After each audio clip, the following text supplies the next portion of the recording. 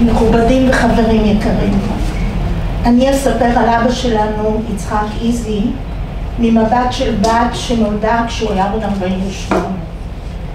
לחברות שלי היו סבים וסבתות בגיל הזה, אבל בשבילי הוא היה האבא. האבא הכי טוב בעולם, האבא הכי אוהב בעולם. כמה חשוב שבכל מבוגר נשארת נשמה של ילד קטן. כזה היה אבא.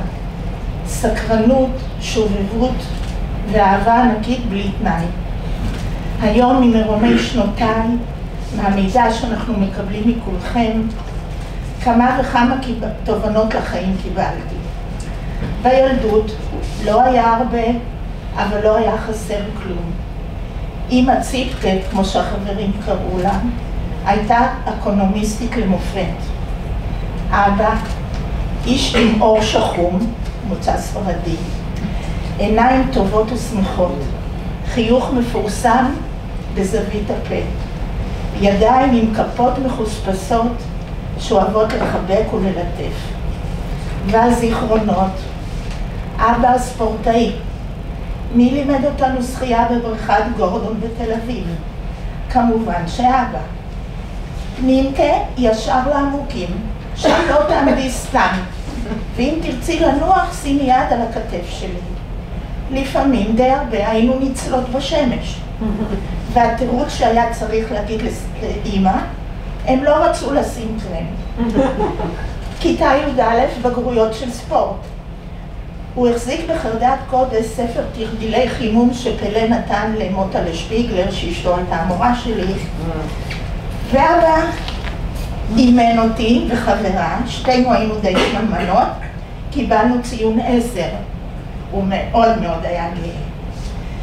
הוא התחבר, כמו ששושי אמרה, למבוגרים ולצעירים, עם כולם. פרלמנט של ימי שישי של רחצת מכוניות, והחברות שלי שכל כך אהבו אותו. נפגשתי לא מזמן עם מישהו מהשכונה, והוא אומר, את הבת של פיליפ, איך הוא היה מנקה את המכונית? ואבא, ג'נטלמן אמיתי, פותח דלתות, מלביש את המעיל לנשים, איזו מיומנויות ודיוק, ממש יקל. רקדן של טנגו וואלס בכל החתונות שהוא הוזמן, עם כל כלה, גם אם הוא לא הכיר אותה. קבע עובדה. לימד את אמא ריקוד אחד, זה הספיק לה, וגם אותי לפני החתונה. בחולצה לבנה עם אפטר של 4711, אני זוכרת את הבקבוק. הוא היה ממש חתיך, תמיד מגולח למשעי, מסודר. מוזיקה, שריקה כשהוא היה מגיע הביתה מהדשא, שושי מצאה את המנגינה ממוזיקת לילה זהירה של מוצרט. ויומיים לפני החתונה שלי ושל אלי, ראינו בקיסריה את נבוכדנצר. ארוך והעדינות שלו, לנו הבנות ולנכדות ולנכד. המשכורת הראשונה שלי רכשתי פטפון, והוא השלים יותר מחצי. אפילו הביא לנו אפרוחים לגידול. ילדות עם פינוקים, באמת הביא לנו כל מה שביקשנו. להילחם בפחד, זה היה חלק מהחיים. להיות אמיץ. אם מרביצים לך, תחזירי, אבל אל תתחילי. ותמיד אעזור לך. סדר וניקיון. כשהוא עבד במשקי הדרום ברחוב המנדב, הצעירים של המבוגרים שמפה מנצר סירני, זה היה נקודת מפגש, כי היו מגיעות המשאיות, מעמיסים ציוד, וחוזרים לקיבוצים. לשם היו באים כדי לתפוס טרמפ. הוא ביקש להכין שלטים מסודרים של כל היישובים.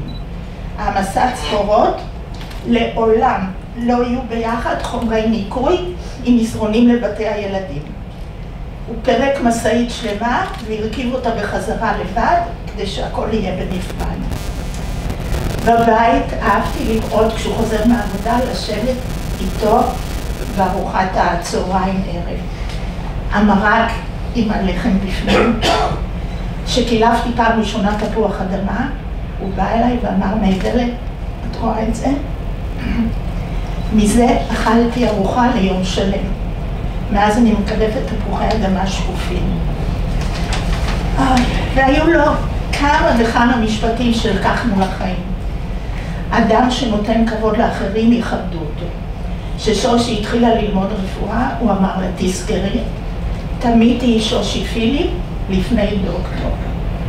היו לו את הברכות של עד 100 כ-20, ואני מאחל לך מה שאני מאחל לעצמי ועוד יותר. ותמיד אפשר לתת לאחרים, גם כשחושבים שאין מה לתת. אבא סבא, אנחנו מתגעגעות כל יום מחדש. ותודה לשושי אחותי, שהכינה המון דברים כאן, ותודה לכם.